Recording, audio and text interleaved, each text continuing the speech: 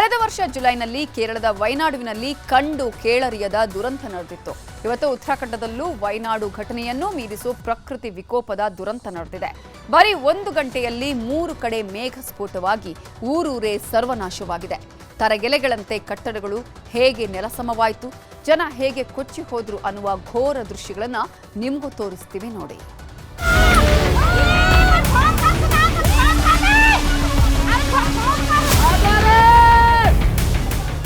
ಮಧ್ಯಾಹ್ನ 1:45 ಸುಮಾರು ಉತ್ತರಾಕಾಶಿಯ ಡೆಹರಾಡೂನ್ ಜಿಲ್ಲೆಯ ಧರಾಳಿ ಗ್ರಾಮದಲ್ಲಿ ಜೋರು ಮಳೆ ಆಗ್ತಿತ್ತು.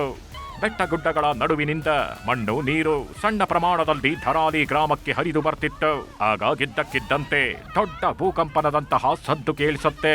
ಏನಾಗ್ತಿದೆ ಅಂತ ನೋಡ್ತಿರೋವಾಗ್ಲೇ ಬೆಟ್ಟದ ಮೇಲಿದ್ದ ಮರಗಳು ನೆಲಕ್ಕುರುಳಿದ್ವು, ಬಂಡೆಗಳು ಜಾರಿ ಹೋದ್ವು, ಬೆಟ್ಟವೇ ಕುಸಿದು ಬಂತು.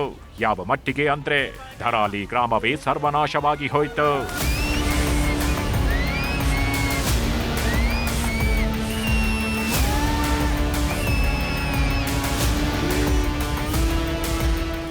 ಹಚ್ಚ ಹಸಿರಿನಿಂದ ದಟ್ಟ ಕಾಡುಗಳ ಮಧ್ಯೆ ಕಟ್ಟಿದ್ದ 2, 3, 5, 10 ಅಂತಸ್ತಿನ ಕಟ್ಟಡಗಳೆಲ್ಲ ಕ್ಷಣಾರ್ಧದಲ್ಲಿ ಧ್ವಂಸವಾಗೋಯ್ತು.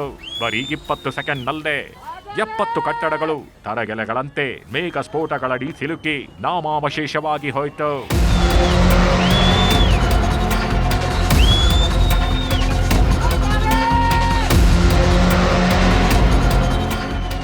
ಬರೀ 1 ನಿಮಿಷ, ಕೇವಲ ಒಂದೇ 1 ನಿಮಿಷದಲ್ಲಿ ಇಡೀ ಧರಾಳಿ ಗ್ರಾಮವೇ ಸಮಾಧಿಯಾಗಿ ಹೋಯ್ತು. ಖೀರ್ ನದಿ ನೀರು ಬೆಟ್ಟವನ್ನೇ ಹೊತ್ತುಕೊಂಡು ಊರನ್ನೇ ಆಪೋಷಣೆಗೆ ತೆಗೆದುಕೊಳ್ತಿದೆ ಅಂತ ಗೊತ್ತಾಗ್ತಿದ್ದಂತೆ ಜನ ಓಡೋಕೆ ಶುರು ಮಾಡಿದ್ರು. ಆದ್ರೆ ಜನ ಹಿಂದೆ ತಿರುಗಿ ಮುಂದೆ ನೋಡೋದಕ್ಕೂ ಸಮಯ ಸಿಗಲಿಲ್ಲ. ಬರೀ ಒಂದೇ ಒಂದು ಮೊಬೈಲ್ನಲ್ಲಿ ಸೆರೆಯಾದ ದೃಶ್ಯದಲ್ಲಿ ಸರಿಸುಮಾರು 17 ಜನ ಅವಶೇಷಗಳಡಿ ಕೊಚ್ಚಿ ಹೋದ್ರು.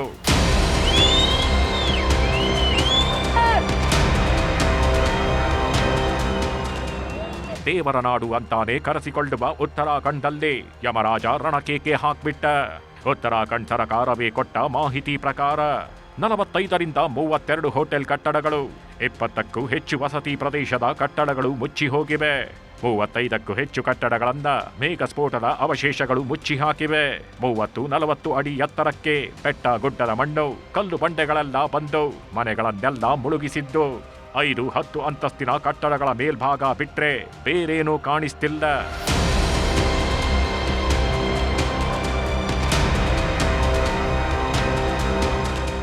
ಮೇಘ ಸ್ಫೋಟದಲ್ಲಿ 70ಕ್ಕೂ ಹೆಚ್ಚು ಜನ ಕಣ್ಮರೆಯಾಗಿದ್ದಾರೆ.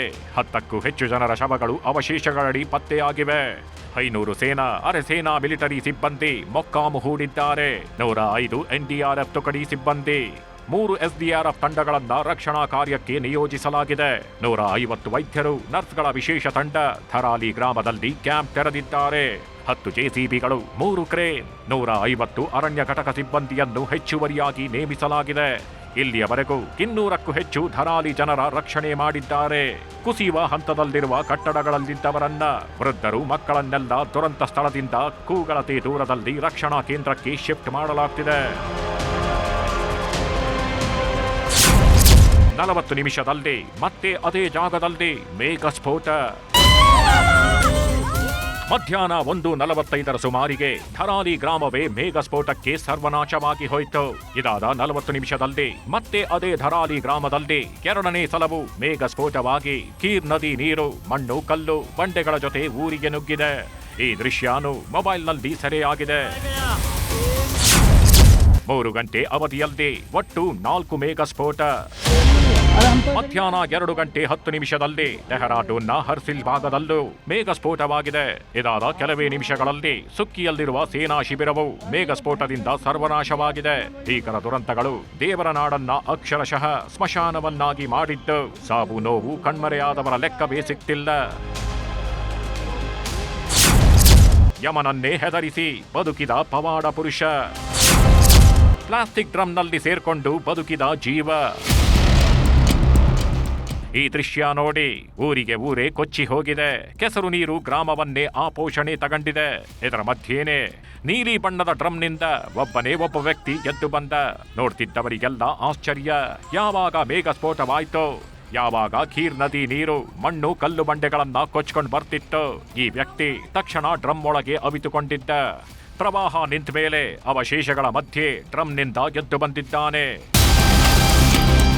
ಬೇಗ ಸ್ಫೋಟವಾದ ಕೆಲವೇ ಗಂಟೆಗಳಲ್ಲಿ ಉತ್ತರಾಖಂಡ್ ಸರ್ಕಾರದ ಅಧಿಕಾರಿಗಳು ತುರ್ತು ಸಭೆ ನಡೆಸಿದ್ರು. ಮುಖ್ಯಮಂತ್ರಿ ಪುಷ್ಕರ್ ಸಿಂಗ್ ಧಾಮಿ ಅವರಿಗೆ ಮಾಹಿತಿ ಕೊಟ್ರು. 1 ಸೆಕೆಂಡ್ ಕೂಡ ತಡ ಮಾಡದೆ ರಕ್ಷಣಾ ಕಾರ್ಯ ಶುರು ಮಾಡಲು ಅಧಿಕಾರಿಗಳಿಗೂ ಆದೇಶ ಬಂತು. ಪ್ರಧಾನಮಂತ್ರಿ ಮೋದಿ ಅವರೇ ಖುದ್ದು ಪುಷ್ಕರ್ ಸಿಂಗ್ ಧಾಮಿಗೆ ಫೋನ್ ಮಾಡಿ ಎಲ್ಲ ಅಗತ್ಯ ನೆರವು ನೀಡುವ ಭರವಸೆ ಕೊಟ್ರು. ಕೇಂದ್ರ ಗೃಹ ಸಚಿವ ಅಮಿತ್ ಶಾ ಧಾಮಿಗೆ ಫೋನ್ ಮಾಡಿ ಪರಿಸ್ಥಿತಿಯ ಮಾಹಿತಿ ಪಡೆದುಕೊಂಡ್ರು. ರಕ್ಷಣಾ ಸಚಿವ ರಾಜನಾಥ್ ಸಿಂಗ್ ಕೂಡ ರಕ್ಷಣಾ ಕಾರ್ಯಕ್ಕೆ ಎಲ್ಲಾ ರೀತಿಯಲ್ಲೂ ಸೇನೆ ನೆರವಾಗುತ್ತೆ ಅನ್ನೋ ಭರವಸೆ ಕೊಟ್ರು. ಉತ್ತರಾಕಾಶಿಯಲ್ಲಿ ಜನರಿಗೆ ಸಹಾಯವಾಣಿ ಆರಂಭವಾಗಿದೆ. ಹರಿದ್ವಾರದಲ್ಲಿ ಜಿಲ್ಲಾ ತುರ್ತು ಕಾರ್ಯಾಚರಣೆ ಕೇಂದ್ರ ತೆಗೆಯಲಾಗಿದೆ. ಡೆಹ್ರಾಡೂನ್ನಲ್ಲಿ ರಾಜ್ಯ ತುರ್ತು ಕಾರ್ಯಾಚರಣೆ ಸ್ಥಾಪನೆಯಾಗಿದೆ. ಸರ್ಕಾರದಿಂದ ಒಟ್ಟು 10 ಸಹಾಯವಾಣಿ ನಂಬರ್ ಪ್ರಕಟಿಸಿದ್ದು ಎಲ್ಲ ನೆರವಿನ ಭರವಸೆ ಸಿಕ್ಕಿದೆ. ಹಿಮಾಚಲ ಪ್ರದೇಶವು ಅಲ್ಲೋಲ ಕಲ್ಲೋಲ. ಹಿಮಾಚಲ ಪ್ರದೇಶದ ಮಂಡಿ ಜಿಲ್ಲೆಯಾದ್ಯಂತ ವ್ಯಾಪಕ ಭೂಕುಸಿತ ಮತ್ತು ಪ್ರವಾಹ ಉಂಟಾಗಿದೆ. ಇದುವರೆಗೆ ಸಂಭವಿಸಿದ ಭೂಕುಸಿತ, ಮೇಘಸ್ಫೋಟಗಳು, ದಿಢೀರ್ ಪ್ರವಾಹಗಳಿಂದ ಒಟ್ಟು 192 ಜನ ಸಾವನ್ನಪ್ಪಿದ್ದು 301 ಜನರು ಗಾಯಗೊಂಡಿದ್ದಾರೆ. ದಿಢೀರ್ ಪ್ರವಾಹ ಮತ್ತು ಧಾರಾಕಾರ ಮಳೆಯಿಂದ ಒಟ್ಟು 1,753.63 ಕೋಟಿ ರೂಪಾಯಿ ನಷ್ಟ ಉಂಟಾಗಿದೆ. ಕಿರಾತ್ಪುರ್ ಮನಾಲಿ ರಾಷ್ಟ್ರೀಯ ಹೆದ್ದಾರಿ ಸ್ಥಗಿತವಾಗಿದೆ. ರಾಜ್ಯಾದ್ಯಂತ 4 ರಾಷ್ಟ್ರೀಯ ಹೆದ್ದಾರಿಗಳು ಸೇರಿದಂತೆ ಒಟ್ಟು 453 ರಸ್ತೆಗಳು ಕ್ಲೋಸ್ ಆಗಿವೆ. ಮಂಡಿ ಜಿಲ್ಲೆಯಲ್ಲಿ 318 ರಸ್ತೆಗಳು ಮತ್ತು 3 ರಾಷ್ಟ್ರೀಯ ಹೆದ್ದಾರಿಗಳು. ಕುಲ್ಲು ಜಿಲ್ಲೆಯಲ್ಲಿ 67 ರಸ್ತೆಗಳು ಮತ್ತು 1 ರಾಷ್ಟ್ರೀಯ ಹೆದ್ದಾರಿ. ಕಾಂಗ್ರಾ ಜಿಲ್ಲೆಯಲ್ಲಿ 23 ರಸ್ತೆಗಳು. ಸಿರ್ಮೌರ್ ಜಿಲ್ಲೆಯಲ್ಲಿ 22 ರಸ್ತೆಗಳು ಹಾಳಾಗಿವೆ. 753 ಟ್ರಾನ್ಸ್ಫಾರ್ಮರ್, 276 ನೀರು ಸರಬರಾಜು ಯೋಜನೆಗಳು ಅಸ್ತವ್ಯಸ್ತಗೊಂಡಿವೆ. ಉತ್ತರ ಪ್ರದೇಶದಲ್ಲಿ ಗಂಗಾ ಯಮುನಾ ರೌದ್ರಾವತಾರ. ನಿರಂತರ ಮಳೆಯಿಂದಾಗಿ ಉತ್ತರ ಪ್ರದೇಶದ 13 ಜಿಲ್ಲೆಗಳಲ್ಲಿ ನಿನ್ನೆ ಒಂದೇ ದಿನ 11 ಮಂದಿ ಮೃತಪಟ್ಟಿದ್ದಾರೆ. ಗಂಗಾ ಯಮುನಾ ಬೆಟ್ವಾ ಸೇರಿದಂತೆ ಪ್ರಮುಖ ನದಿಗಳು ಹಲವೆಡೆ ಅಪಾಯದ ಮಟ್ಟ ಮೀರಿ ಹರಿಯುತ್ತಿದ್ದು ರಸ್ತೆಗಳೆಲ್ಲ ಮುಳುಗಿವೆ. ವಾರಣಾಸಿಯಲ್ಲಿರುವ ನಮೋ ಘಾಟ್ ಜಲಾವೃತವಾಗಿ ಸಾರ್ವಜನಿಕರಿಗೆ ಪ್ರವೇಶ ನಿರ್ಬಂಧಿಸಲಾಗಿದೆ. ಮಣಿಕರ್ಣಿಕಾ ಘಾಟ್ ಕೂಡ ಜಲಾವೃತವಾಗಿದ್ದರಿಂದ ಶವ ಸಂಸ್ಕಾರಕ್ಕೆ ಅಡಚಣೆಯಾಗಿದೆ.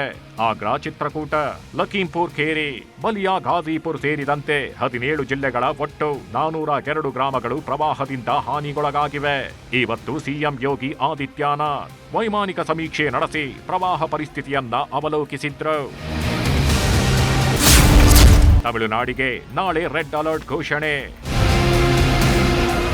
ತಮಿಳುನಾಡಿನಲ್ಲಿ ಅದರಲ್ಲೂ ಊಟಿ, ನೀಲಗಿರಿ ಭಾಗದಲ್ಲಿ ಮಳೆ 1 ನಿಮಿಷನೂ ಬಿಡುವು ಕೊಡ್ತಿಲ್ಲ. ಊಟಿಯಲ್ಲಿ ಸುರಿಯುತ್ತಿರೋ ಮಳೆಯಿಂದಾಗಿ ರಸ್ತೆಗಳೆಲ್ಲ ಜಲಾವೃತವಾಗಿದೆ. ಜೋರು ಮಳೆಗೆ ರಸ್ತೆಗಳೆಲ್ಲ ಮುಳುಗಿವೆ. ಪೆಟ್ರೋಲ್ ಬಂಕ್ಗಳೆಲ್ಲ ಜಲಾವೃತವಾಗಿವೆ. ವಾಹನ ಸವಾರರು ನಿಂತ ನೀರಿನಿಂದ ಪರದಾಡಿದ್ರು. ನಾಳೆ ನೀಲಗಿರಿ, ಊಟಿ ಸೇರಿದಂತೆ ಹಲವು ಜಿಲ್ಲೆಗಳಿಗೆ ಡೇಂಜರ್ ಅಲರ್ಟ್ ಘೋಷಣೆಯಾಗಿದ್ದು ಎಸ್ಡಿಆರ್ಎಫ್ ತಂಡಗಳನ್ನ ನಿಯೋಜಿಸಲಾಗಿದೆ. ಕಳೆದ ವರ್ಷ ಜುಲೈನಲ್ಲಿ ವಯನಾಡುವಿನಲ್ಲಿ ಮೇಘಸ್ಫೋಟದಿಂದ ಭೀಕರ ಭೂಕುಸಿತವಾಗಿ 254 ಜನ ಸಾವನ್ನಪ್ಪಿದ್ರು. 100 ಮನೆಗಳು ಸರ್ವನಾಶವಾಗಿತ್ತು. ಅದೇ ಥರದ ದುರಂತ ಇವತ್ತು ದೇವರ ಭೂಮಿ ಉತ್ತರಾಖಂಡದಲ್ಲೂ ನಡೆದಿದೆ. ಸಾವು ನೋವಿನ ಲೆಕ್ಕ ಸದ್ಯಕ್ಕಂತೂ ಸಿಕ್ಕಿಲ್ಲ. ಆದರೆ ಬದುಕುಳಿದವರನ್ನ ಸುರಕ್ಷಿತ ಸ್ಥಳಗಳಿಗೆ ರವಾನಿಸಲಾಗ್ತಿದೆ. ಕಣ್ಮರೆಯಾದವರಿಗೆ ಹುಡುಕಾಟ ತೀವ್ರಗೊಳಿಸಲಾಗಿದೆ. ಏನೇ ಆಗ್ಲಿ ಪ್ರಕೃತಿ ಮುನಿಸಿಕೊಂಡರೆ ಎಲ್ಲವೂ ಗೌಣ, ಎಲ್ಲವೂ ನಗಣ್ಯ ಅನ್ನೋದಕ್ಕೆ ಇವತ್ತಿನ ಉತ್ತರಾಖಂಡ ಸ್ಥಿತಿಯು ಸಾಕ್ಷಿ. Bureau report, news 18. ಧರ್ಮಸ್ಥಳದಲ್ಲಿ ಎಸ್ಐಟಿ ಅಧಿಕಾರಿಗಳು ನಡೆಸುತ್ತಿರೋ ಆಪರೇಷನ್ ಅಸ್ಥಿ ಕಾರ್ಯಾಚರಣೆ ಮುಂದುವರೆದಿದೆ. 7ನೇ ದಿನವಾದ ಇವತ್ತು ಧಾರಾಕಾರ ಮಳೆ ಮಧ್ಯೆ ಮುಸುಕುದಾರಿ ತೋರಿಸಿದ ಸ್ಥಳದಲ್ಲಿ ಕಾರ್ಯಾಚರಣೆ ನಡೆಸಲಾಯಿತು. ಕಾರ್ಯಾಚರಣೆ ವೇಳೆ ಎಸ್ಐಟಿ ಮತ್ತು ಕಂದಾಯ ಇಲಾಖೆಯ ಅಧಿಕಾರಿಗಳ ಮಧ್ಯೆ ಜಟಾಪಟಿಯೂ ನಡೆದಿದೆ. ಕ್ಷಣಕ್ಕೊಂದು ಗೊಂದಲಗಳು ಈ ಪ್ರಕರಣದಲ್ಲಿ ಸೃಷ್ಟಿಯಾಗ್ತಾ ಇದೆ. ಅನಾಮಿಕ ವ್ಯಕ್ತಿ ತೋರಿಸಿದ ಪಾಯಿಂಟ್ಗಳೆಲ್ಲ ಖಾಲಿ. ಧರ್ಮಸ್ಥಳದಲ್ಲಿಂದು ಗೊಂದಲದಲ್ಲೇ ಉತ್ಖನನ ಕಾರ್ಯ. ಧರ್ಮಸ್ಥಳ ಗ್ರಾಮದಲ್ಲಿ ಶವಗಳನ್ನ ಹೂತಿಟ್ಟ ಪ್ರಕರಣ ಗೊಂದಲದಲ್ಲೇ ಇದ್ದು ಉತ್ಖನನ ಕೂಡ ಗೊಂದಲದ ಗೂಡಾದಂತಿದೆ. ಅನಾಮಿಕ ದೂರುದಾರ ತೋರಿಸಿದ್ರಲ್ಲಿ ನಂಬರ್ 6 ಬಿಟ್ರೆ ಉಳಿದ್ಯಾವ ಪಾಯಿಂಟ್ಗಳಲ್ಲೂ ಎಸ್ಐಟಿ ತಂಡಕ್ಕೆ ಏನೂ ಸಿಕ್ಕಿಲ್ಲ. ಅದರಲ್ಲೂ 6ನೇ ಪಾಯಿಂಟ್ನಲ್ಲಿ ಸಿಕ್ಕಿರೋ ತಲೆಬುರುಡೆ ಚೂರು ಹಾಗೂ ಮೂಳೆಗಳು ಆತ ಹೇಳಿದ್ದಕ್ಕಿಂತ ಹಳೆಯದ್ದು ಅನ್ನೋದು ಬೆಳಕಿಗೆ ಬಂದಿದೆ.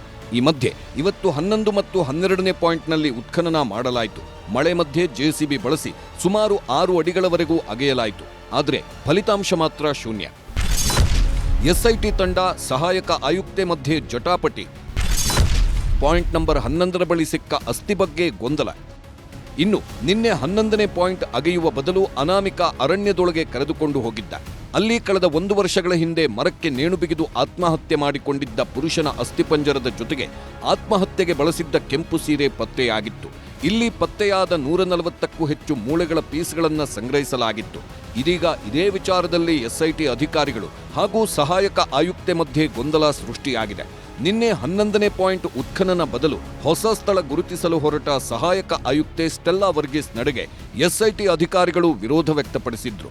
ಅಷ್ಟೇ ಅಲ್ಲ, ಅರಣ್ಯದೊಳಗೆ ಆತ್ಮಹತ್ಯೆ ಮಾಡಿಕೊಂಡ ರೀತಿಯಲ್ಲಿದ್ದ ಅಸ್ಥಿಪಂಜರ ಪತ್ತೆಯಾದಾಗ ಇದರ ಮಹಜರನ್ನ ಕಾನೂನು ರೀತಿ ಧರ್ಮಸ್ಥಳ ಪೊಲೀಸರೇ ಮಾಡಲಿ, ನಮ್ಮ ಪ್ರಕರಣಕ್ಕೆ ಇದು ಸಂಬಂಧಪಟ್ಟದ್ದಲ್ಲ ಅಂತ ಎಸ್ಐಟಿ ಅಧಿಕಾರಿಗಳು ಹೇಳಿದ್ರು. ಆದ್ರೆ ಇದಕ್ಕೆ ಎಸಿ ಅವರು ಒಪ್ಪಲಿಲ್ವಂತೆ. ಮಾತ್ರವಲ್ಲ, ಈ ಅಸ್ಥಿಪಂಜರ 1 ವರ್ಷದೊಳಗಿನದ್ದು ಅನ್ನೋದನ್ನ ಸ್ಥಳದಲ್ಲಿ ವೈದ್ಯರು ಹೇಳಿದ್ರು. ಸಹಾಯಕ ಆಯುಕ್ತೆ ಯಾರ ಮಾತು ಕೇಳಲಿಲ್ಲ. ಹೀಗಾಗಿ ಕೊನೆಗೆ ಸಹಾಯಕ ಆಯುಕ್ತೆ ಸ್ಟೆಲ್ಲಾ ವರ್ಗೀಸ್ ಸೂಚನೆಯಂತೆ ಎಸ್ಐಟಿ ಅಧಿಕಾರಿಗಳು ಆತ್ಮಹತ್ಯೆ ಮಾಡಿಕೊಂಡಿರೋ ರೀತಿ ಪತ್ತೆಯಾಗಿರೋ ವ್ಯಕ್ತಿಯ ಸ್ಥಳ ಮಹಜರು ನಡೆಸಲಾಗಿದೆ. 14ನೇ ಪಾಯಿಂಟ್ನಲ್ಲಿ ಸಿಕ್ಕಿದೆಯಾ 3 ಅಸ್ಥಿಪಂಜರ. ಈ ಮಧ್ಯೆ ನಿನ್ನೆ ಪಾಯಿಂಟ್ ನಂಬರ್ 11ರ ಬಳಿಯ ಕಾಡಿನಲ್ಲಿ ನಡೆದ ಉತ್ಖನನ ಪ್ರಕ್ರಿಯೆಯನ್ನೇ ಪಾಯಿಂಟ್ ನಂಬರ್ 14 ಅಂತ ಗುರುತಿಸಲಾಗಿದೆ. ಅಲ್ಲದೆ ಈ ಬಗ್ಗೆ ಮತ್ತೋರ್ವ ದೂರುದಾರೆ ಸುಜಾತಾ ಭಟ್ ಪರ ವಕೀಲ ಹೊರಡಿಸಿರೋ ಪತ್ರಿಕಾ ಪ್ರಕಟಣೆ ತೀವ್ರ ಕುತೂಹಲ ಹುಟ್ಟುಹಾಕಿದೆ. ಈ ಸ್ಥಳದಲ್ಲಿ 3 ಅಸ್ಥಿಪಂಜರ ಪತ್ತೆಯಾಗಿದೆ ಅಂತ ಪ್ರಕಟಣೆ ಹೊರಡಿಸಿದ್ದು ಕುತೂಹಲವನ್ನ ದುಪ್ಪಟ್ಟು ಮಾಡಿದೆ. ಇನ್ನು ದೂರುದಾರೆ ಸುಜಾತಾ ಭಟ್ ಪರ ವಕೀಲ ಲೆಟರ್ ಹೆಡ್ನಲ್ಲಿ ಏನಿದೆ ಅನ್ನೋದನ್ನ ನೋಡೋದಾದ್ರೆ, ಪಾಯಿಂಟ್ ನಂಬರ್ 14ರಲ್ಲಿ ಉತ್ಖನನದ ವೇಳೆ 3 ಅಸ್ಥಿಪಂಜರ ಸಿಕ್ಕಿದೆ. ಪಾಯಿಂಟ್ ನಂಬರ್ 11ರಿಂದ 100 ಮೀಟರ್ ದೂರದಲ್ಲಿ ಅಸ್ಥಿಪಂಜರ ಸಿಕ್ಕಿದೆ. 3 ಮಾನವ ಅಸ್ಥಿಪಂಜರಗಳ ಅವಶೇಷ ಲಭ್ಯವಾಗಿವೆ. 3ರಲ್ಲಿ 1 ಅವಶೇಷ ಮಹಿಳೆಯದ್ದಾಗಿದೆ. ಅಸ್ಥಿ ಜೊತೆ ಮಹಿಳೆಯ ಸೀರೆಯೂ ಪತ್ತೆಯಾಗಿದೆ ಅಂತ ತಿಳಿಸಿದ್ದಾರೆ.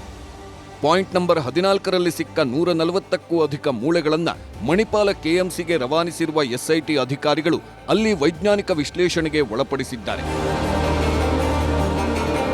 ಇನ್ನು ಧರ್ಮಸ್ಥಳದಲ್ಲಿನ ತನಿಖಾ ಪ್ರಕ್ರಿಯೆಗಳ ಬಗ್ಗೆ ಎಸ್ಐಟಿ ಮುಖ್ಯಸ್ಥ ಪ್ರಣವ್ ಮೊಹಾಂತಿ ಗೃಹ ಸಚಿವ ಪರಮೇಶ್ವರ್ ಅವರನ್ನ ಭೇಟಿಯಾಗಿ ಮಾಹಿತಿ ನೀಡಿದ್ದಾರೆ.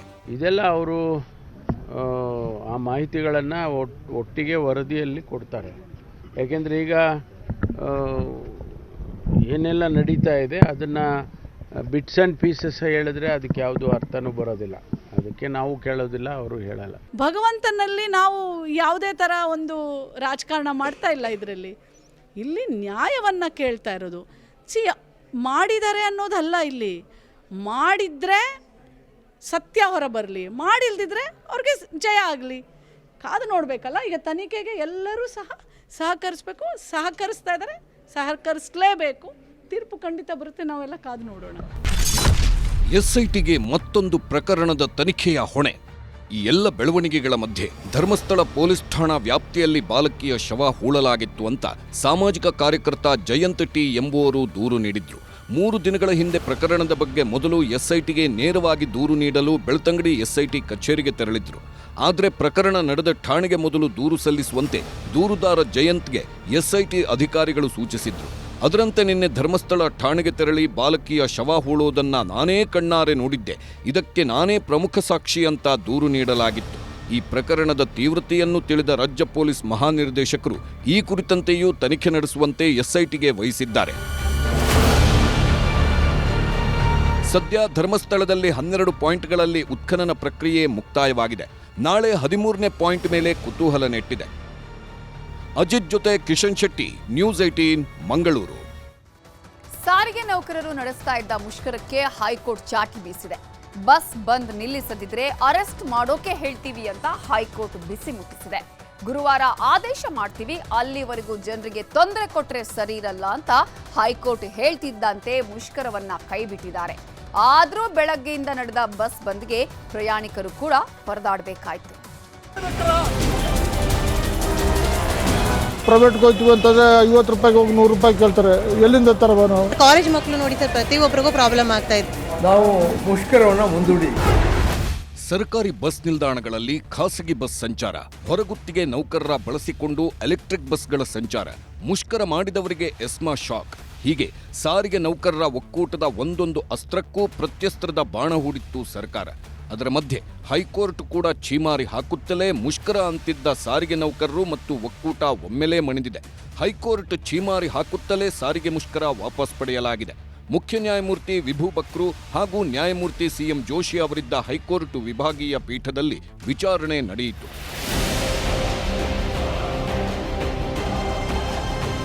ಕೋರ್ಟ್ ನಿರ್ದೇಶನದ ಮೇರೆಗೂ ಮುಷ್ಕರ ಮಾಡುತ್ತಿರುವ ನೌಕರರ ವಿರುದ್ಧ ಹೈಕೋರ್ಟ್ ಗರಂ ಆಯಿತು. ಸಾರಿಗೆ ಸಂಘಟನೆಗಳ ವಕೀಲರಿಗೆ ನ್ಯಾಯಾಂಗ ನಿಂದನೆಯ ಎಚ್ಚರಿಕೆ ನೀಡಿದ ಹೈಕೋರ್ಟ್ ಯಾಕೆ ನಿಮ್ಮನ್ನ ಅರೆಸ್ಟ್ ಮಾಡಬೇಕಾಯಿತು ಎಂದು ಅಭಿಪ್ರಾಯಪಟ್ಟಿತು. ನಿನ್ನೆ ಕೋರ್ಟ್ ಹೇಳಿದ ಮೇಲೆ ಮುಷ್ಕರ ನಿಲ್ಲಿಸಲಾಗಿದೆಯೇ? ಮುಷ್ಕರ ನಿಂತಿರುವ ಬಗ್ಗೆ ನಾಳೆ ಮಾಹಿತಿ ನೀಡಬೇಕು. ಇಲ್ಲವಾದರೆ ನಾಳೆ ನ್ಯಾಯಾಂಗ ನಿಂದನೆ ಕೇಸ್ ದಾಖಲಿಸಲಾಗುವುದು. ಸಾರಿಗೆ ಸಂಘಟನೆಗಳ ಕ್ರಿಯಾ ಸಮಿತಿ ಪದಾಧಿಕಾರಿಗಳ ಬಂಧನಕ್ಕೆ ಆದೇಶಿಸಲಾಗುವುದು. ನಿಮ್ಮ ಸಮಸ್ಯೆ ಏನೇ ಇದ್ದರೂ ಸರ್ಕಾರದೊಂದಿಗೆ ಚರ್ಚಿಸಿ ಬಗೆಹರಿಸಿಕೊಳ್ಳಿ. ಜನಸಾಮಾನ್ಯರಿಗೆ ತೊಂದರೆಯಾಗುವುದನ್ನು ಸಹಿಸುವುದಿಲ್ಲ. ಹೈಕೋರ್ಟ್ ಆದೇಶವಿದ್ದರೂ ನೀವು ಅದನ್ನು ಪಾಲಿಸಿಲ್ಲ. ಎಸ್ಮಾ ಕಾಯ್ದೆಯಡಿ ಸಂಘಟನೆಯ ಪದಾಧಿಕಾರಿಗಳನ್ನು ಬಂಧಿಸಬಹುದು ಎಂದು ಖಡಕ್ ವಾರ್ನ್ ಮಾಡಿತು. ಹೈಕೋರ್ಟ್ ತರಾಟೆಗೆ ತಬ್ಬಿಬ್ಬಾದ ಜಂಟಿ ಕ್ರಿಯಾ ಸಮಿತಿ ಪರ ವಕೀಲರು ನಾಳೆ ಮುಷ್ಕರ ನಡೆಸುವುದಿಲ್ಲ ಎಂದು ಕೋರ್ಟ್ನಲ್ಲೇ ಹೇಳಿದ್ರು. ಆಗ ಮುಷ್ಕರಕ್ಕೆ ನೀಡಿದ್ದ ತಡೆಯಾಜ್ಞೆಯನ್ನ 2 ದಿನ ವಿಸ್ತರಣೆ ಮಾಡಿದ ಕೋರ್ಟ್ ಎಸ್ಮಾ ಜಾರಿಯಾದರೂ ಮುಷ್ಕರ ನಡೆಸಿದ್ದಕ್ಕೆ ಛೀಮಾರಿ ಹಾಕಿತು. 4 ಸಾರಿಗೆ ನಿಗಮಗಳ ನೌಕರರ ಸಂಘಕ್ಕೆ ನೋಟಿಸ್ ನೀಡಿ ವಿಚಾರಣೆಯನ್ನ ಆಗಸ್ಟ್ 7ಕ್ಕೆ ಮುಂದೂಡಲಾಯಿತು.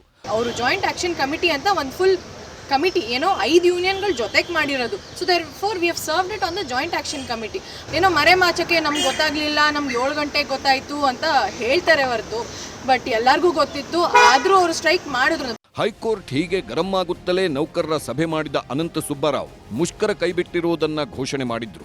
ಆದರೆ ಬೇಡಿಕೆ ಹಾಗೇ ಇರುತ್ತೆ, ಹೋರಾಟ ಹಾಗೇ ಇರುತ್ತೆ, ಸರ್ಕಾರ ಕಡೆಗಣಿಸಬಾರದೆಂಬ ಎಚ್ಚರಿಕೆಯನ್ನೂ ನೀಡಿದ್ರು.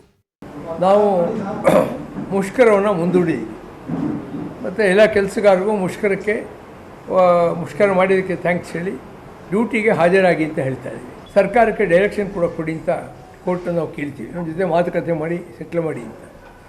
ಮುಷ್ಕರ ವಾಪಸ್ ಪಡೆಯೋ ಮುನ್ನ ಬಸ್ಗಳು ಬಾರದೆ ರಾಜ್ಯಾದ್ಯಂತ ಜನರು ಪರದಾಡಿದ್ರು. ಶಾಲಾ ಕಾಲೇಜಿಗೆ ತೆರಳುವ ವಿದ್ಯಾರ್ಥಿಗಳು ಹಾಗೂ ಉದ್ಯೋಗಕ್ಕೆ ತೆರಳುವವರು ಪರದಾಡಿದ್ರು.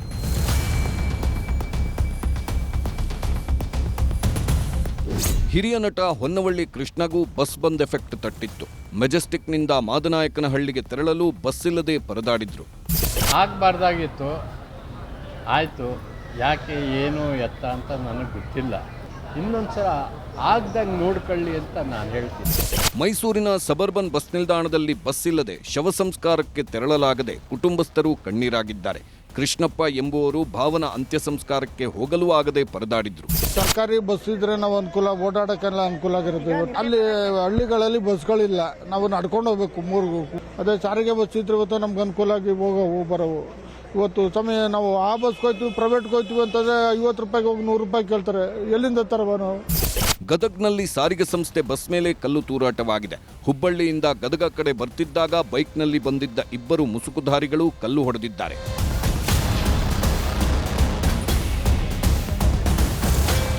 ಯಾದಗಿರಿಯಲ್ಲಿ ವಿದ್ಯಾರ್ಥಿಗಳಿಗೆ ಬಿಸಿ ತಟ್ಟಿದೆ.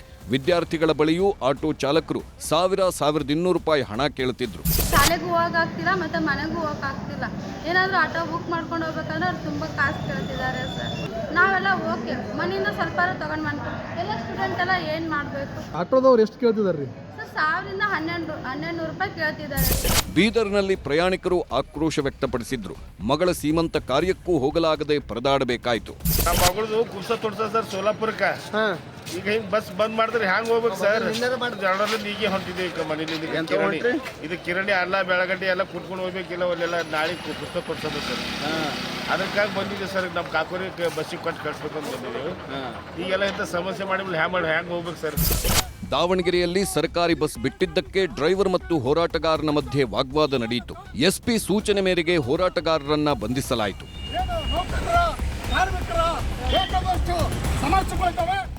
Bureau report, news 18.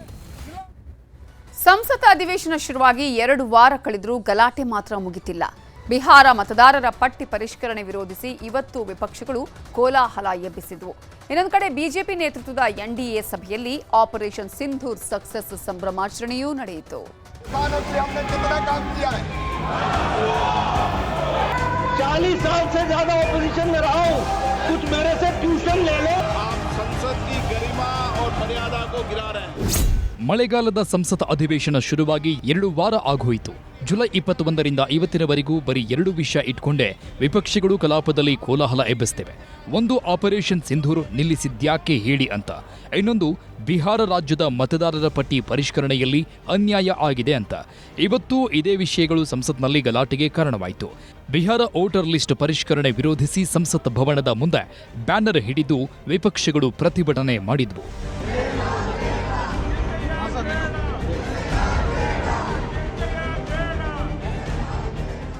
ಲೋಕಸಭೆ ಕಲಾಪದಲ್ಲಿ ಕೃಷಿ ಸಚಿವ ಶಿವರಾಜ್ ಸಿಂಗ್ ಚೌಹಾಣ್ ಮಾತಾಡ್ತಾ ಇದ್ರೆ ಮಾತಿನುದ್ದಕ್ಕೂ ಧಿಕಾರ ಕೂಗಿ ಸದನವನ್ನ ಮುಂದೂಡುವಂತೆ ಮಾಡಿದ್ರು. आप देश की जनता की भावनाओं के अनुरूप कार्य नहीं कर रहे हैं. आप सदन चलाना चाहते हैं, सदन की कार्रवाई आज स्थगित की जाती है. ರಾಜ್ಯಸಭೆಯಲ್ಲೂ ಇದೇ ವಿಷಯದಲ್ಲಿ ಗಲಾಟೆ ನಡೆಯಿತು. ವಿಪಕ್ಷಗಳು ಕೂಗಾಟ, ಕಿರುಚಾಟಕ್ಕೆ ಕೇಂದ್ರ ಆರೋಗ್ಯ ಸಚಿವ ಜೆಪಿ ನಡ್ಡಾ ಗರಂ ಆದ್ರು. ವಿಪಕ್ಷದವರಾಗಿ ಹೇಗೆ ನಡ್ಕೊಳ್ಬೇಕಂತ ನನ್ನತ್ರ ಟ್ಯೂಷನ್ಗೆ ಬನ್ನಿ ಅಂತ ಕಿಚಾಯಿಸಿದ್ರು. मैंने इन लोगों को कई बार कहा, 40 साल से ज्यादा ऑपोजिशन में रहा हूं, कुछ मेरे से ट्यूशन ले लो, मैं बता दूंगा ऑपोजिशन कैसे करना आता है. अभी नए नए हो, अभी तो 10 ही साल हुए हैं, अभी 30-40 साल रहना है, मेरे से ट्यूशन ले लो, मैं बताऊंगा आपको ऑपोजिशन कैसे होती है. ಸಂಸತ್ನ ಉಭಯ ಕಲಾಪಗಳಿಗೆ ವಿಪಕ್ಷಗಳು ಅಡ್ಡಿ ಮಾಡ್ತಾ ಇದ್ದಂತೆ ಮುಂದೂಡಿಕೆ ಆಯಿತು. ಇದರ ಮಧ್ಯೆನೇ ಬಿಜೆಪಿ ಸಂಸದರೆಲ್ಲ ಒಟ್ಟಿಗೆ ಎನ್ಡಿಎ ಸಂಸದೀಯ ಸಭೆಗೆ ಹೊರಟರು. ರಾಜನಾಥ್ ಸಿಂಗ್, ನಡ್ಡಾ, ಅಮಿತ್ ಶಾ, ಕಿರಣ್ ರಿಜಿಜು ಸೇರಿ ಎಲ್ಲರೂ ಎನ್ಡಿಎ ಸಭೆಗೆ ನಡ್ಕೊಂಡೇ ಹೋದ್ರು. ಎನ್ಡಿಎ ಸಭೆಯಲ್ಲಿ ಉಪರಾಷ್ಟ್ರಪತಿ ಅಭ್ಯರ್ಥಿ ಆಯ್ಕೆ ಬಗ್ಗೆ ಚರ್ಚೆ ಆಯಿತು. ಇದಾದ್ಮೇಲೆ ಪ್ರಧಾನಿ ನರೇಂದ್ರ ಮೋದಿ ಅವರನ್ನ ಆಪರೇಷನ್ ಸಿಂಧೂರ್ ಸಕ್ಸಸ್ ರೂವಾರಿ ಅಂತ ಬಿಜೆಪಿ ನಾಯಕರೆಲ್ಲ ಸನ್ಮಾನಿಸಿ ಅಭಿನಂದನೆ ಸಲ್ಲಿಸಿದರು.